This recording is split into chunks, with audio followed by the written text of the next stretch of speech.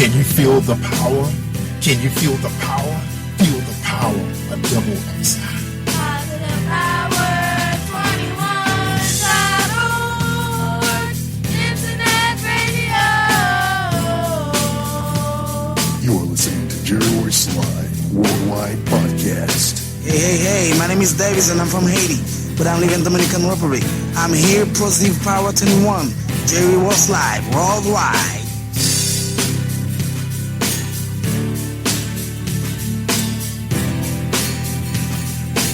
All right, what's going on, family? Welcome to Late Night with Jerry Royce Live Worldwide, starring Kimmie Kim from Relations Radio, St. Louis.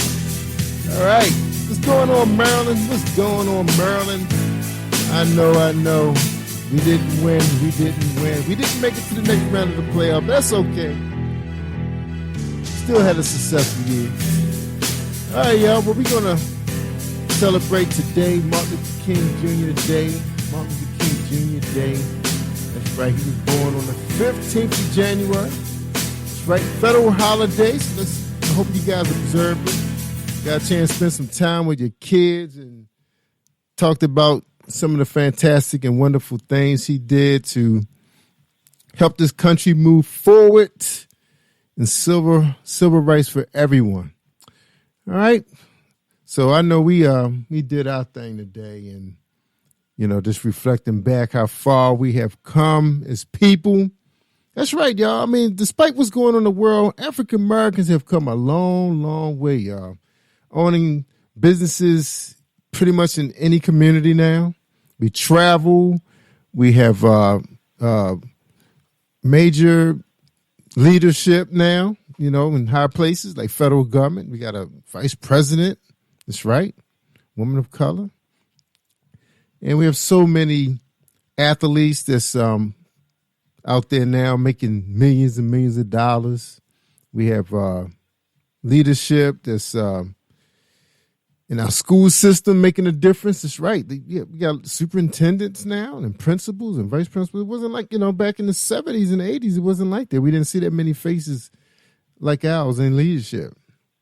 So we doing well, y'all. We moving forward. There's always much work to do, though. Still much work to do. All right, let's talk to Kimmie Kim. What's going on, Kimmie Kim? How you feeling? I'm good, Jerry Royce. How are you? We're hanging in there. All is well. Did you have a restful day? I had a restful day, more so doing errands, and I want to acknowledge Dr. MLK Day, Dr. Martin Luther King. Thank you, Dr. King, and also my auntie Thursday, who went on to be with the Lord in April. So this has been a busy, grateful day, and now I get to celebrate this show with you. So I'm just, having a great time doing that. And I've been looking at Ebonee, and she is amazing. So I'm looking forward to this discussion with her about her book. I love this title, Love Betrayal. And let me go back. But it was oh my goodness, it's on here. I love this title. It says her book name is A Mind Created by Love, Hate, and Betrayal. So that is deep. Yeah. So I am just grateful to be on Jerry Royce. Yeah, we're glad to have you, and we're looking forward to hearing this interview too with Miss Ebonee. And don't forget, everybody, if you catch this interview, whether it's in the morning, in the morning. If you miss the whole interview because you got other things you got to do, like get your kids ready for their virtual studies or whatever, we understand. You can catch us on Amazon Music, Spreaker, and of course you can always catch the replay on Facebook Live, as well as Google Podcasts and iHeart, all your favorites, and Spotify, all your favorites streaming platforms. All right, well let's bring her out so you can talk to her. Of course, I know a lot of people probably was running errands a day, and how Mondays are. Mondays just fly by so fast. Next thing you know, you're trying to get dinner ready, and then you want to sit there and reflect on it. But hopefully everybody get a chance to reflect on this day. Miss Ebonee, welcome to Late Night with Jerry Royce Live Worldwide with Kimmie Kim. We hope you get a chance to reflect on this day. How you doing? Ebonee, you there? Can you hear us? I guess Ebonee must be on mute. All right. Well, well, she'll get it together. Can you all hear me? Yeah, we got you now. How you doing? Welcome to Late Night Radio. How you doing? She went back to Can you all hear me? Hey. Yeah, there you go. There you go. How are you? There we go. Okay, I'm wonderful. How are y'all doing today? Fine. Just reflecting on this beautiful day. Yeah, I'm great. Yeah. Yeah. Awesome. That's beautiful. That's right. We're looking forward to hearing your story. You know, how you move forward and how you got where you are today. You know, writer, poet, and a woman looking to move forward. Yeah, helping others. It's new to me. Yeah, I feel you. Well, look, I just want to say hello. Kimmie got the interview, so, you know, I'm right here listening, so have a great show. Amen. All right, thank you. All right, so boss. much. Thank you, Jerry.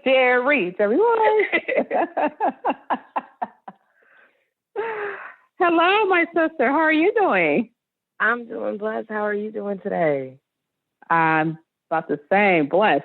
It's amazing to say I am blessed. You know, that's a big word that is sometimes overlooked. Beautiful day. It is. Yes. But you got to look at the blessing in everything. It's always one. Come on, my sister. Now, you know, before I know I want you to cite something later, and we're going to talk about your book. We only got 45 minutes. It's hard to do all this in 45 minutes, but oh my goodness, who is Ebony Jay? I like that. Ebony Jay. My mom gave me that. That's all my mom. It just came with me writing, I guess. She's like, I think that fits you. So yeah, I started writing, and that's what she called me.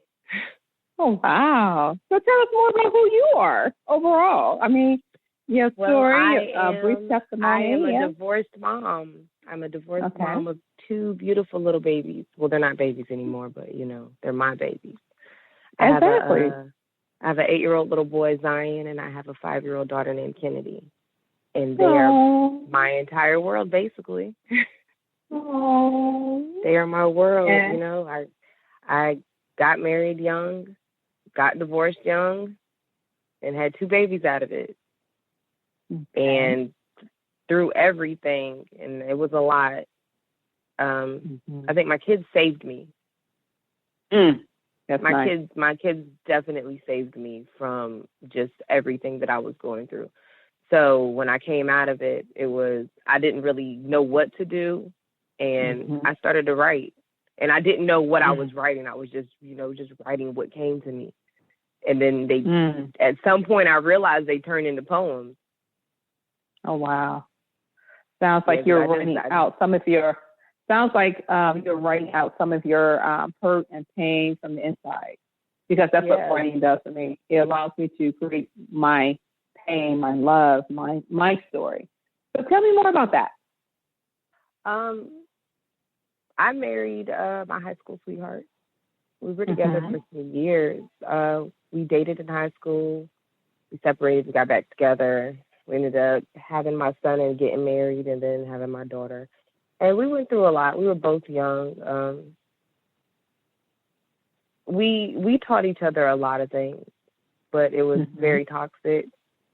And the more I grew out of him. So I used to get angry with him and be mad at him for not changing, but I can't fault you for not changing just because I changed. Wow. So when me and him split, but it's reality.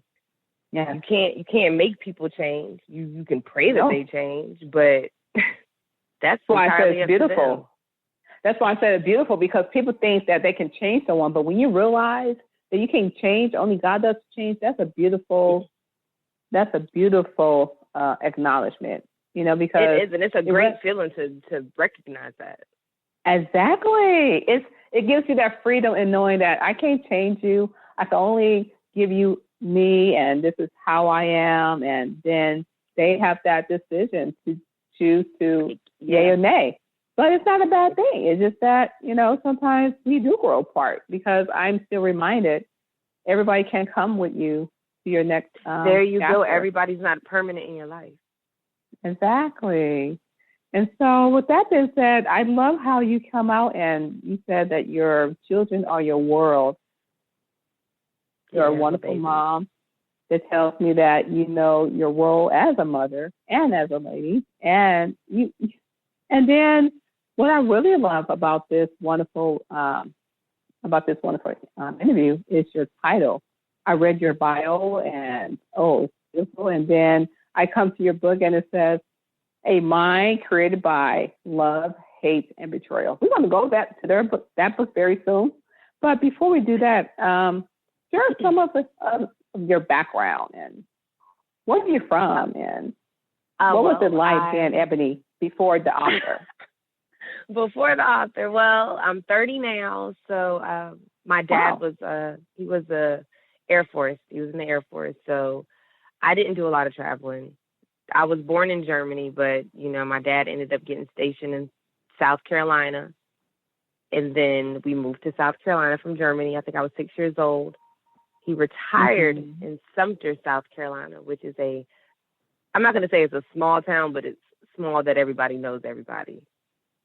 Okay. So I've lived there basically my entire life outside of going off to school in Charleston in Florida, but I ended up coming right back to Sumter because I am attached to my parents. Oh, I understand. Nothing like family.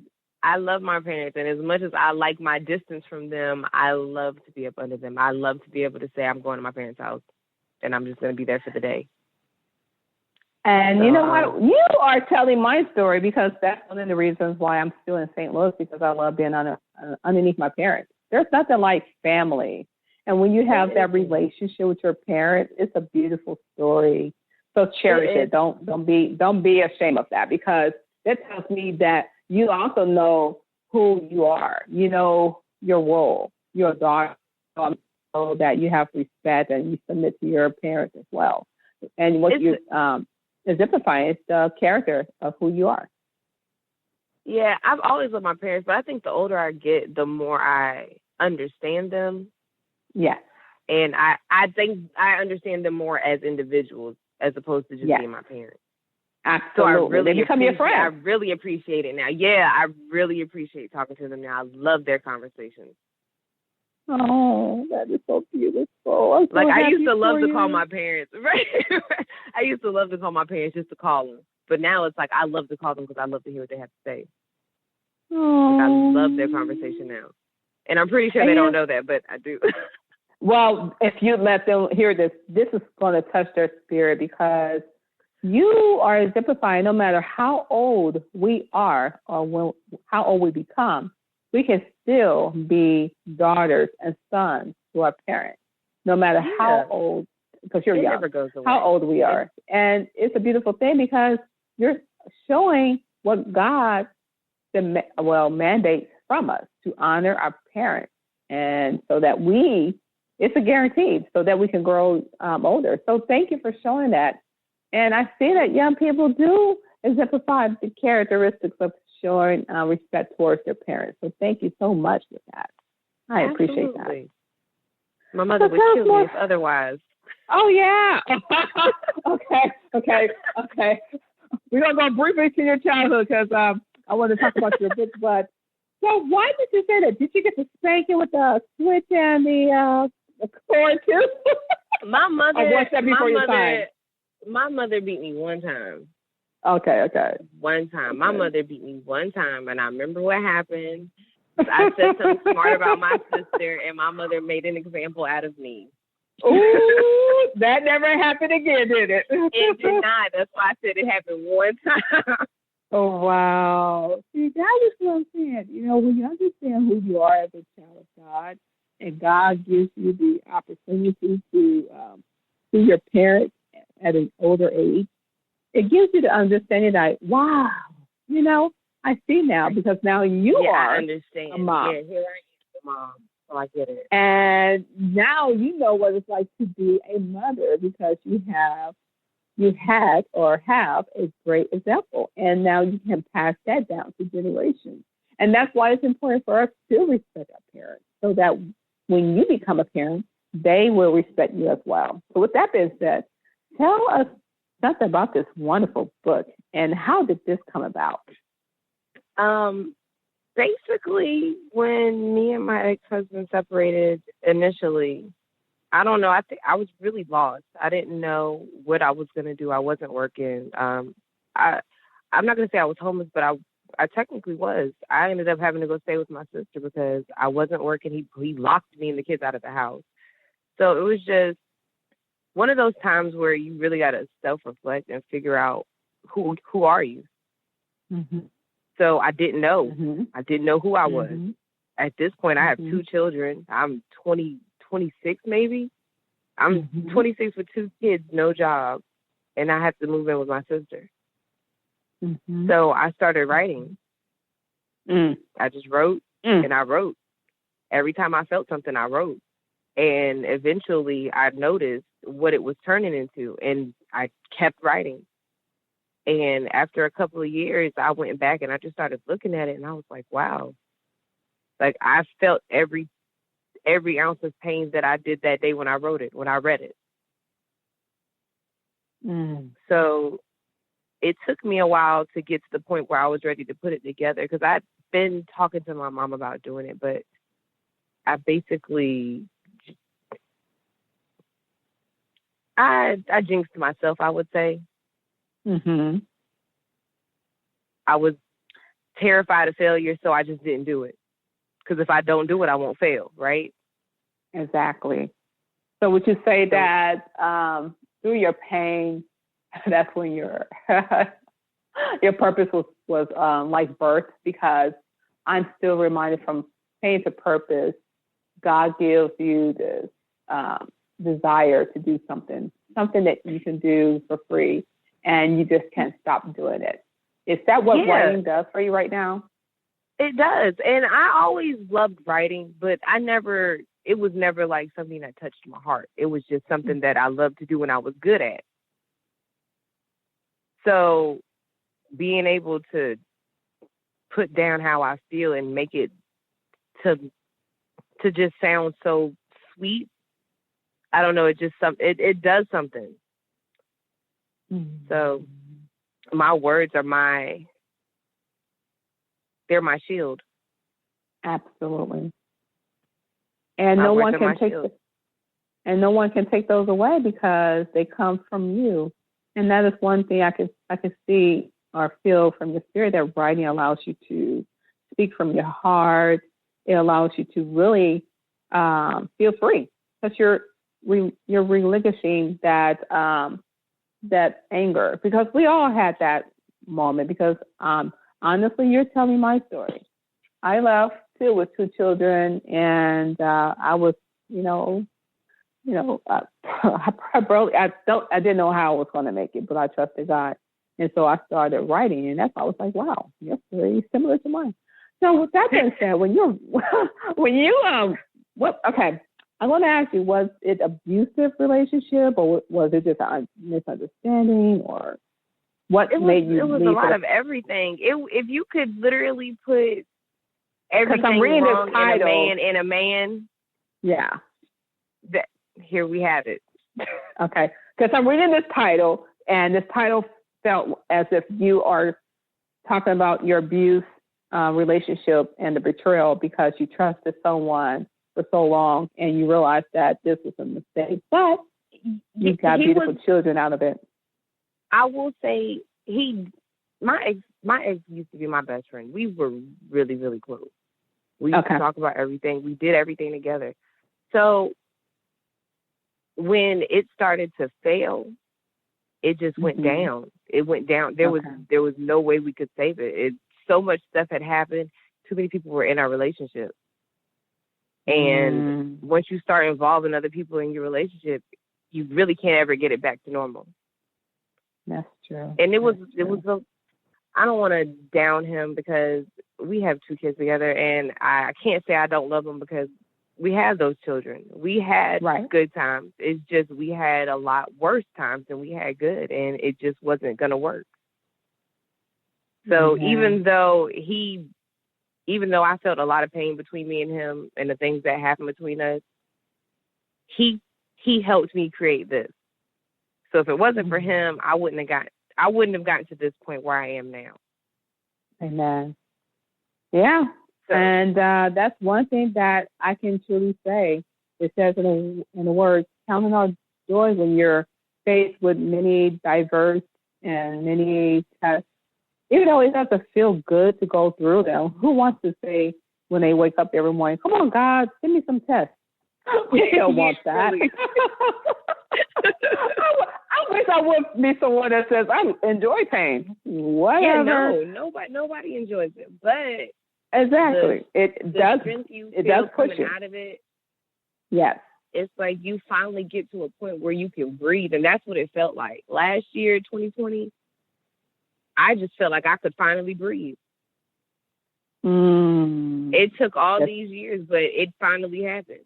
I could finally sat down and I could just breathe. I wasn't stressed. I wasn't worried about the stuff that was going on in my past. I was finally present in my life. And what is it like to have peace, girls? Tell me about that peace that you have right now. I wouldn't trade it for the world at this point. I love it.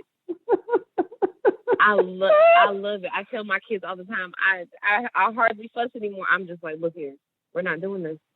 Go away. I said, until you can talk to me normal, just go away. I said, I'm not gonna argue with you. Your tears they're not gonna change anything. Just go away. I'm not arguing. I'm not fussing. Just go away. Nobody's interrupting my peace. I refuse. Wow, that's beautiful. So tell me about a synopsis about your book. Tell us more about this, because when I read about this title, it says, a mind created by love, hate, and betrayal. That is a lot of words in one sentence. That would take more than 45 minutes. But I know it's going to be hard to do, a brief synopsis, because this is a really deep title. And it really displays just on this particular title, you're winning after you went through the furnace, after you've gone through the pain. But now you see the light. But you have to go through all of this to get to where you are now. That is what I'm reading. And it's a beautiful title. So tell us more, give us a little brief synopsis. And afterwards, if you don't mind, I would love for you to cite maybe one poem that you love, and then we're not going to give them everything because we want them to purchase it. Absolutely. Just a little, as they say, just give me a little appetite, but not all of the appetite. Just something to make you come back for more. Absolutely, because we want them to get the meal and the dessert. Amen. Wow. Well, my book is a book of poetry. Each poem is like a part of a story. Okay. So each poem is a part of a story of something that I felt, something that I went through, or something that I yearned for. So I have a poem in here that questions who I am. Am I worthy of love? I have a poem in there that offers me affirmations of who I am and who I know that I am, and that I need to stop downing myself because I'm my biggest critic, as most of us are. Yes. Come on, my sister. We will definitely criticize ourselves for not doing something that we belong, that we're yearning to do, but we're so scared of failing, like I was, that we never do it. Come on. And we already failed if we don't do it. Fear is paralyzing. Yes. That was one of my detrimental things. That was one of my handicaps. Come on, my sister. You preaching to my spirit. Come on. Because it's been me. It's been me. I've been so scared to do things. It's like you have to put it out there, because you're gonna fail if you don't do it. You've already failed if you told yourself you can't do it. I tell my kids all the time, Mommy, I can't. No, you can't do it if you say you can't do it. But if you stop saying you can't, I'm sure you can. It's simple. Stop saying you can and just try. Exactly. Amen. That's beautiful. And you're showing and you're giving them awareness as well. Don't use can't. And when the more you keep saying it, then that brain will be like, you can't use that word can't. Your mom is going to get you. Oh, I know I can. I know I can. I'm telling you, it's a cycle. It's a cycle. How we got to speak train it our into children. existence. Yes, that's what the word you says. can't. Yeah. If you don't speak it into existence, how is it going to happen? Mm-hmm. If I'm already doubting it by my words, that means my brain is doubting it too. If I doubt it, it can't happen. That's beautiful. So just give me like maybe 3 or 4 verses of one of your favorite poems in this wonderful book. Okay. I love poetry because I love how you don't have to worry about the fragmentation, the pronouns, and the grammar. Right? You just go. It just goes. And I love that because I'm all over the place. Well, that's what poetry is supposed to be. It's expression. Look at Maya Angelou. None of her has. If you put her poems in like Grammarly, you will have all read. Because poetry is more designed to have like expression. There's no way to write. There's no formula. It's however it comes out. Absolutely. That's why I love it. All right. I love poetry. All right. I'm going to do one from my poem called Lost. Oh, wow. A million thoughts raced through her mind as she sat there, pen in hand. She gently rested her hand in her hand, trying to find the words to express each thought, not knowing how to simply phrase or put into words. Frustration kicks in, confused on how to express herself. Sorting through each thought was like escaping from quicksand. The more she dug, the worse it got. Sinking further into the dark abyss, she reached out for someone or something. And then I'll leave you at that. She's looking for something else for her darkness. Wow. That is amazing. And that's what sometimes we do. If we don't be careful, we can reach out for the wrong things. And then that will become even more darker. Wow. Yep. See, family, you need to really check Miss Ebony Jay out with this book, A Mind Created by Love, Hate, and Betrayal. Where can people find your book? Okay, so I have a web store that you can go to. I have to pull the link up. But can I give it to you? Absolutely. Okay. I think I have it. Is it ebonejay.onlineweb.shop? Yes. That is the bookstore to purchase my book. Okay. My book is being released February 1st. I'm so excited. I don't think I ever expected to ever hear myself say my book is being released, but my book is being released February 1st. My first copy that I got for review, I think I cried a little bit because I couldn't believe that it was something that I did. This was me. This was my work. This was everything that I felt on paper. This is one of my favorite lines of your bio. It says, couldn't read it entirely because it's beautiful, but freedom from the darkness to the light. She is back in this phrase called life and purpose to win, to become her best. She is unstoppable. And before that, you were talking about how you had to go through so much darkness and it caused a broken heart, and it's amazing. And so then you birthed this wonderful book. What is next with Miss Ebony Jay? I could see maybe song or maybe a book, or I could see a movie, or who knows? Maybe you have your own poetry club or something. Right, that would be beautiful. Now that would be beautiful. I would love that. But I am working on another book right now. So what is this book? Well, we're gonna how many books? Okay, I see now you are under 30 years old and you wrote a book. 40 years old, you wrote a book. That is amazing. And so you're working on another book as well? Oh, wow. I am working on a novel. I'm working on a novel, yeah. I'm excited. Okay. I don't know, after writing this, I was just like, I can do this. It gave me the push I needed to be like, Ebony, girl, you can do this. I don't understand why you're tripping. You got this. Yes, you can. You got this. You just said that you can speak life and death by the power of your tongue. So you do got this. You got this, my sister. You see how easy it is to tell yourself you got it?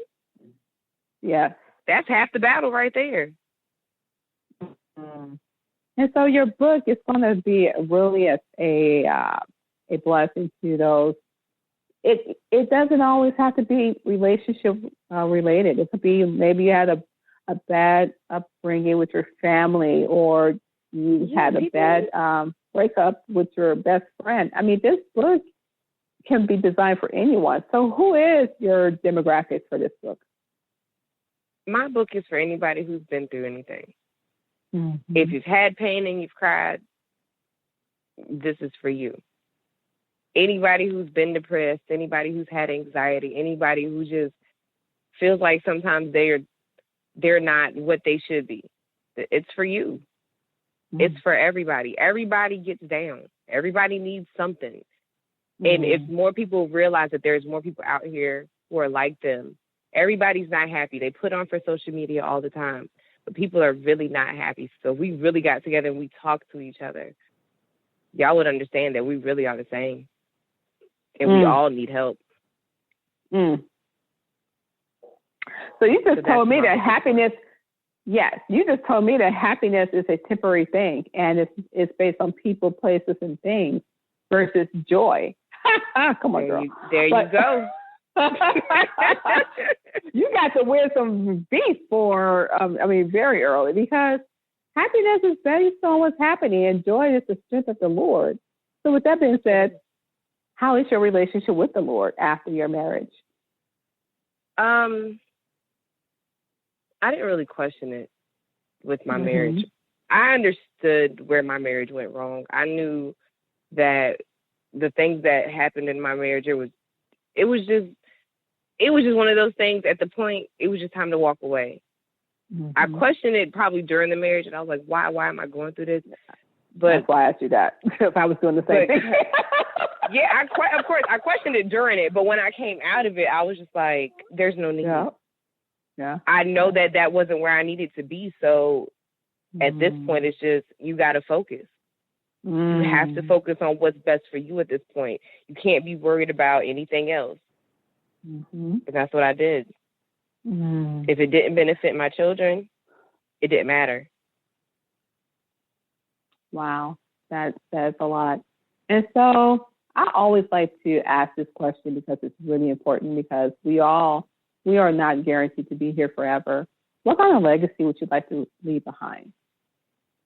Honestly, after I had my son, I realized what I wanted out of life, and I want more for other kids, because I've seen so many children lost, and it's because they're not really being raised.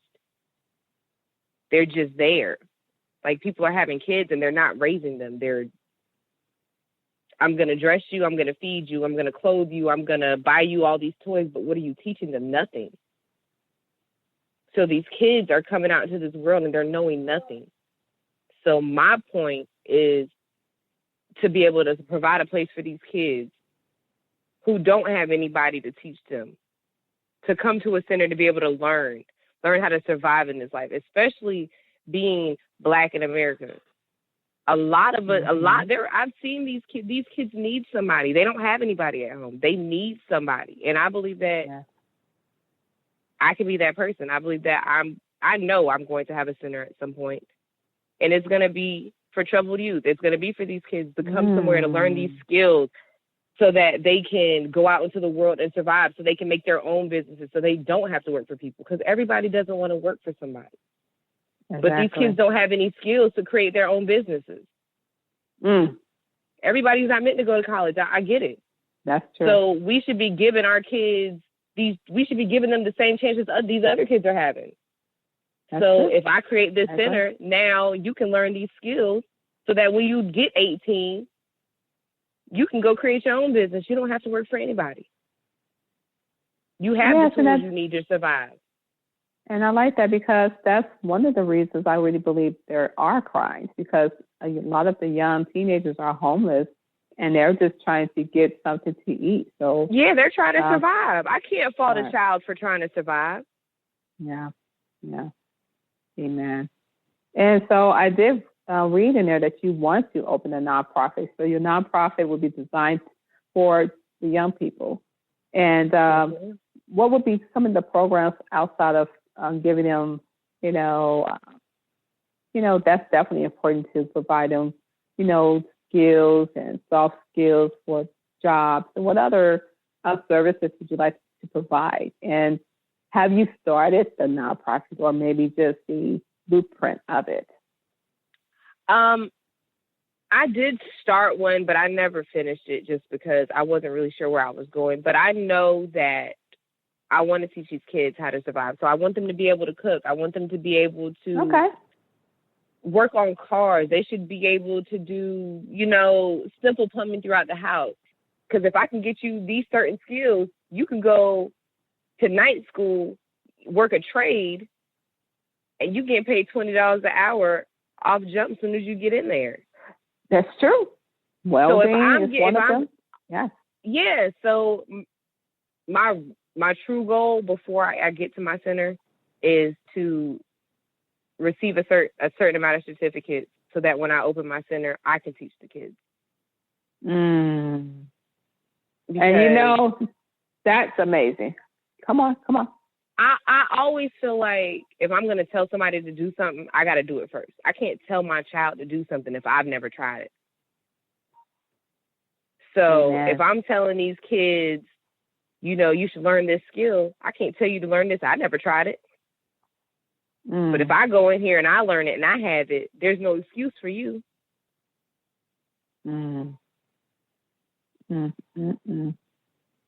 That's amazing. Girl, you are just so amazing at your age and going through the ups and the downs of life, and you realize that it's all good and no one is perfect. You can't change anyone. And I just love people for who they are. Yes. And with that being said, what kind of nugget would you like to give to the young people who will be listening to this podcast or they are currently listening? What kind of advice or inspirational or wisdom that you can provide for them for, life?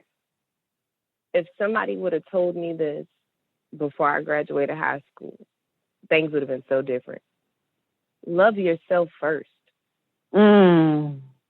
Love yourself first. Amen. Because nobody's going to love you like you love you. I'm telling you, I don't care what anybody says. You have got to love yourself first. Because when you love yourself first, you won't fall for the rest. They'll never be able to pull the wool over your eyes because you love you. You know what's real for you if you love you. Wow. So love your friend, yourself first. Wow. You know why that's important? Because if you don't love yourself, how do you expect someone else to love you? There you go. My sister, this goes by two sides. I'm like, you just been ministering to my spirit, and I just want to continue on encouraging you to please don't stop. We need more people like you who are fighting and who are serving for the young people. Don't stop, because I see nothing but greatness in you. Thank you. And I see your children looking at you as like, wow, that is my mommy, and she's a bomb. Keep on doing what you're doing. Keep on doing what you're doing.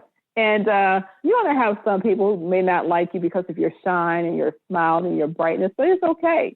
Still love on them. They're not going to like you regardless. It's okay. I'm going to still love you. Exactly. Still love on them. And you're showing people that it's the love of God that you have inside of you. So you have no choice but to love them. And I just want to thank you so much for this opportunity, Ebony Jay, for this interview. Thank you for having me. I will be purchasing your book. I got 2 books now to purchase. Oh my goodness, you guys gonna break me. but this book is like interesting. I mean, mahogany, now new. I'm like, oh my goodness. Okay, before you leave, can you provide us any contact information, how people can reach out to you, if they want to book you? Yeah. Okay, so let me give you my social media.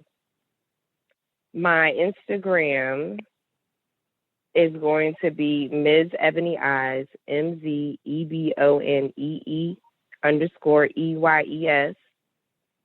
Or you can find me on Facebook, and my name on Facebook is Ebony West. Okay. You can reach out to me either of those places, and I will get to you about the book. Yeah. Those are my 2. Okay, awesome. I do social media, but I don't do social media. I used to love social media, but then the older I got, the more reserved I pulled back off of it. Yeah, it is sometimes distracting, but don't miss out on that free marketing. Just letting you know. Yeah. Oh no, I'm gonna go in there just for that. Yeah. Yeah, people gotta know what you're doing. You'd be amazing. There you go. I'm gonna make sure they know I'm still here. And my sister, keep up with that great smile and just know that I see nothing but greatness. You are a virtuous woman. You are doing your thing. Because divorce is really painful. When you go through a divorce, it feels like a death. And you've been through it. And even though it's still, it's an ongoing process and you're still, sometimes I do. Sometimes I'll be like, wow, I just don't know how I got here. But it's okay. Yeah. And just don't stay there. And you're writing and staying busy and visiting your parents. And I'm sure they love that as well. And so, where are you now? What city are you living in? I am in Georgia now. So I'm not as close as I used to be. But it's okay because my parents know I will pull up in a heartbeat. Oh, I love Georgia. I used to live in Atlanta. I love it. Oh, you did? I did. Yes, I love Atlanta, Georgia. But now, I'm in St. Louis, Missouri. But I do visit. Atlanta, yeah, it's really busy. See, I like small cities. Yeah, I like small towns. I like the country. I want to go outside and see fireflies. I like you already. You already understand the beautiness of living a quiet life.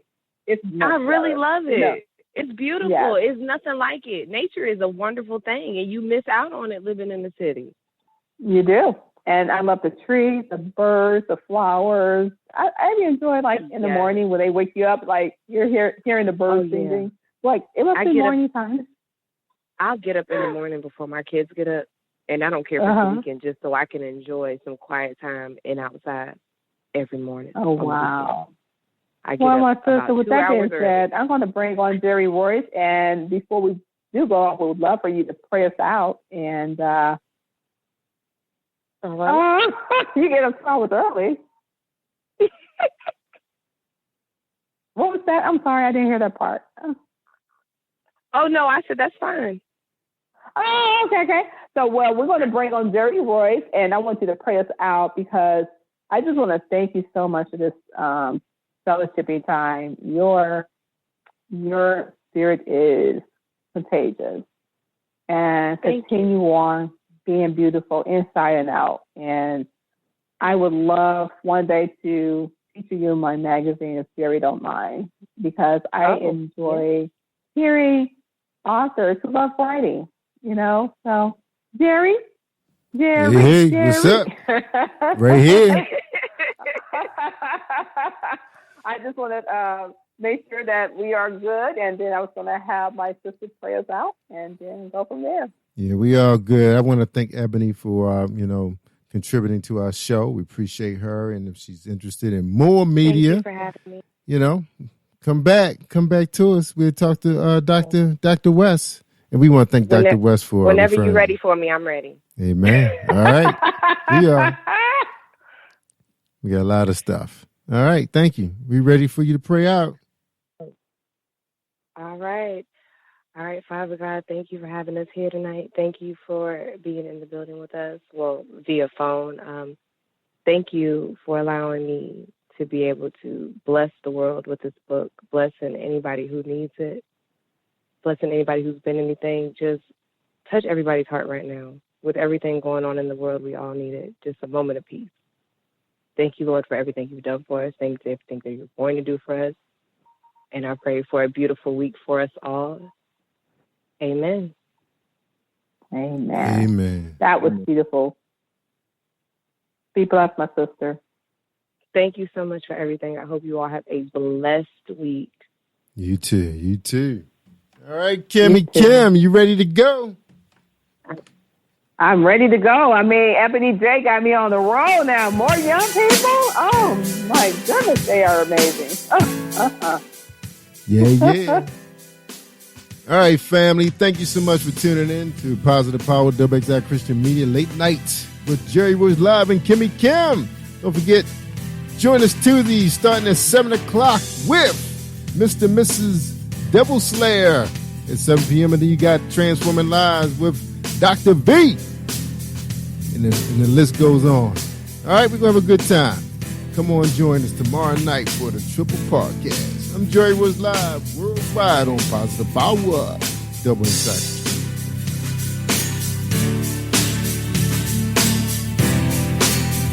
Can you feel the power? Can you feel the power? Feel the power of WXI. Positive Power 21.org. Internet radio. You're listening to Jerry Royce Live Worldwide Podcast. Hey, my name is Davis and I'm from Haiti, but I live in Dominican Republic. I'm here, Positive Power 21, Jerry Royce Live Worldwide.